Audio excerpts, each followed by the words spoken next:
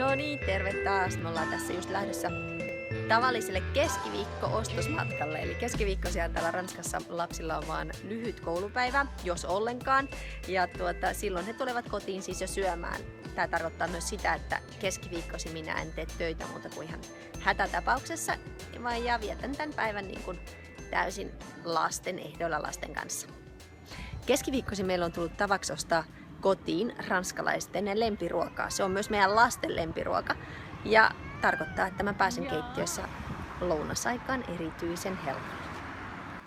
Kyseessä on tietenkin poulet rôti eli pahdettu kana, jota myydään oikeastaan kaikissa lihakaupoissa tämmöisissä pyörivissä vartaissa. C'est simple, c'est rapide, c'est des atouts cuits. Donc ils gagnent du temps, c'est bon, ça se mange facilement, du poulet c'est maigre. Donc les gens maintenant recherchent des sauces moins grasses, moins lourdes. Donc ils mangent beaucoup de tout ce qui est poulet, volaille. Poulet rôti on ranskalaista pikaruokaa, joka haetaan kotiin valmiina, mutta resepti on helppo. Le poulet rôti, en fait, nous on l'assaisonne, donc on met du sel, du poivre, des herbes à l'intérieur, qu'à l'intérieur. Et au-dessus on met des épices avec du paprika, vous voyez, des épices un peu orangées, qui vous donnent une belle couleur à la peau du poulet, vous voyez, qui vous donne une belle couleur dorée. Et